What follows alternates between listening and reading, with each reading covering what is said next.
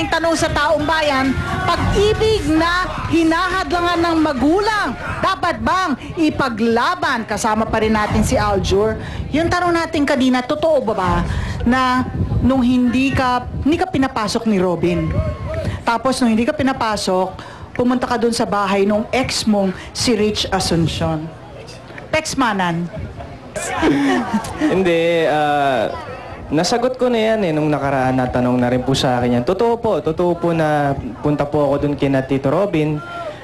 Pero hindi po kasi niya ako mabibigyan ng panahon dahil nga po maraming press sa loob ng bahay nila. Ah, okay. So nagpunta ka doon hindi para kay Kylie pero para kay Robin. Kasama ko po si si Kylie. Kumbaga, alam niyo po, si Aljur is 21, no? Bata pa. Si Kylie also is 18. Sa ganyang edad, handa ka, what are you ready for? sinabi ko sa inyo, handa ako sa lahat ng pwedeng mangyari. Pero hindi ako handa na magkaroon ng isang kasama na. So si Kylie, pwedeng kaibigan na mahal mo na? Pwede. Okay. Nakakadalawa na, Mama, yung pag-aamin. Unconsciously. Oy, pero Papa Jack, hindi lahat ng pinaglalaban may happy ending. Papa Jack, ano ba yung kwento mo dyan? Kasama ko po si Diana, Mama. Kwentuhan mo kami, papapiyawan mo kami. Ano yung nangyari sa buhay mo na may pagkakataon pag napapabalikwas ka sa gabi, naisip mo, sana nakinig ako sa nanay ko? Kasi nung time na yun, medyo bata pa ako, kaya ayaw ng parents ko na magka-boyfriend muna ako. Mahal ko yung guy, kaya lahat ginawa ko kahit ayaw nila. Nung nabuntis na ako, sinabi ko sa mama ko, sabi niya, wala na tayong magagawa dyan, sige. Tapos akala ko, susundan ako ng boyfriend ko dito, kasi para ipagpaalam niya na ako, mamanhika na sila, ganun. Pero hindi. Iniwan ka niya? Iniwan niya na talaga ako. Sa madaling sabi, pinaglaban mo, sinuway mo magulang mo para sa kanya, hindi kanya pinanagutan? Hindi. Diana, may tanong ako sa'yo. Ano yung mga bagay na nawala sa iyo nung iniwan ka at pinabayaan ng tatay ng anak mo? Mga marami.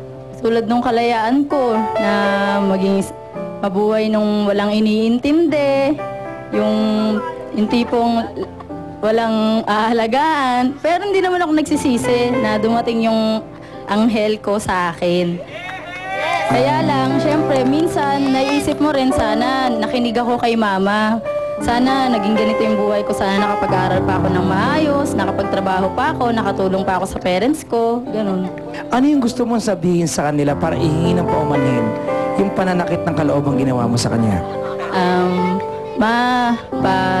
Sorry kasi sana nakinig na lang ako sa inyo. Sana hindi ko na kayo sinaway. Sorry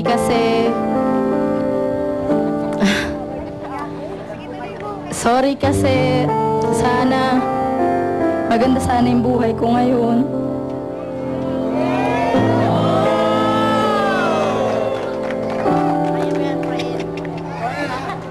Ano yung kaya mong ipangako sa magulang mo para at least kahit paano hindi mo na maulit yung sakit na iparanas mo sa kanila? Yung pangako mong pwedeng bitawan ngayon. Ano magulang mo? Ayoko naman kasi mangako kasi mamaya umibig na naman ako, tas in the end, iwan din ako eh. Gagawin ko na lang, di na lang ako mangangako. Ipapakita ko na lang kay mama na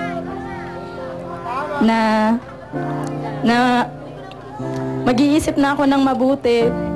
Kung nakikita nila na mali yun, papakinggan ko na rin sila. Para hindi na ako madapas susunod. Magulang ka na rin ngayon. Diana, huling katanungan, naniniwala ka na ba na mothers knows best? Yes. Ay, lungkot, Mama. Okay ka lang? Halika, Mama, mag-shopping tayo, ha? Huwag ka na malungkot. Mama! Okay.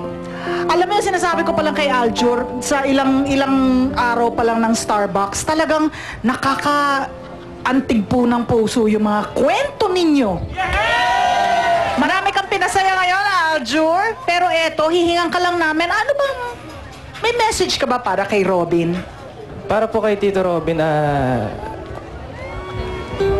alam ko naman po na alam ko po yan na mga bata pa po kami at nagsisimula pa lang ang tamis ng aming mga buhay. Gusto ko lang po sanang gusto ko lang po sabihin sa inyo na huwag po kayong mag-alala at wala po akong masamang hinahangad sa anak ninyo at hindi po ako nagmamadali at alam ko po ang mga priorities namin and bilang isang kaibigan po ni Kylie na special po sa akin, naging parte na po siya sa akin, parte na po siya ng buhay ko. Marami na po akong pinapangarap para sa kanya at gusto kong matupad ang lahat ng mga pangarap na yun. Yun lang po. I'm sorry. Alam mo, hindi, tinamaan lang ako kasi, di ba, 21 si Miko when he died. Sorry. Kasi edad kasi ni Aljur. Sorry! Sorry lang, direct. Sorry. Sorry, Sorry, direct,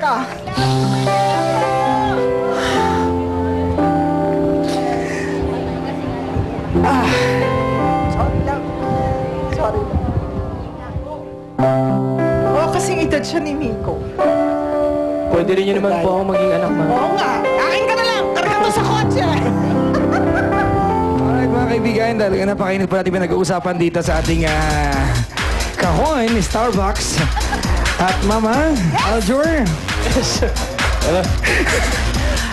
Okay. Grabe. O may statement ka na. Walang magulang, sagutin yung tanong natin na pag-ibig na pinaglalaban, mga kaibigan, pag-ibig na hinahadlangan, dapat bang ipaglaban? Walang matinong magulang na maghahangad ng masama sa anak. At pag ikaw yung anak, may minamahal ka, walang masamang magmahal ka dahil pinagdadaanan natin lahat. Pero bago mo ituloy-tuloy, sundin, maging mapusok, try to consider yung sinasabi ng magulang mo. Kasi hindi po pwedeng ayaw lang nila ng walang dahilan. Meron silang pinaghuhugutan. And then kung talagang ayaw nila, instead yung ating mga guests kanina nagtanan, pag nagtanan ka, binibigyan mo lang lalo ng dahilan yung magulang mo para magalit sa'yo. Hindi ba dapat kung ayaw ng magulang mo sa kasintahan mo, imbis na ipaglaban nyo yan sa ibang paraan, gumawa ka ng effort na baguhin yung tingin ng magulang mo sa kanya para magtugma-tugma yung mga bagay-bagay. Ako, statement din ako. Ang pag-ibig kasi, sabi nga natin, nakakabulag, di ba? Baka nabubulagan lang kayo. Ang pag-ibig din, nakakabingi. So kaya kailangan buksan nyo yung tenga nyo. You should listen to your parents. Kasi yung sinasabi nila comes from love for you They want the best for you. Mahal ka nila Agree. So sasabihin ba yung sinasabi natin, nasa isip mo, hinahadlangan nila yung pag-ibig ko. Teka muna, baka ang hinahadlangan ng magulang mo ay yung pagkakamali mo. Baka hinahadlangan ng magulang mo, magkamali ka at yung magsisi ka sa bandang huli. Gusto ko yun, Mama. Yung pinaka-tumatak, totoo, tapat at tumatak na statement ngayong araw na to, syempre tatanghalin nating Star of the Box. Sino yan for this day sa Remedios Circle, Papa Jack? Congratulations to Mami Susan. Ikaw may statement na tumatak. Totoo yan. At syempre, tapat. Tatanggap siya ng mga appliances and special gift packages mula sa Starbucks. Papasalamatan lang natin ang Place and Prince. Ang green cap para kay MMMNJ. Maraming salamat nga pala, Minami Appliances, Number Jewelry, Racini Bags, Aqua Sandas, Olive Sea, and of course, salamat. Barangay 702 Zone 77. Councilor 9000, maraming salamat. Ayan, happy birthday nga pala, Mama, sa ating spinner. Ayan, Romeo, happy birthday! Romeo, happy birthday! Salamat sa taong bayan ng Remedios! Starbucks! Dito! Kasali ka! Yay! Thank you, Papa. Thank you. Grabe. Ang gwapo po. Starbucks! Na-enjoy mo ang mobile chikahan at balitaan sa Starbucks.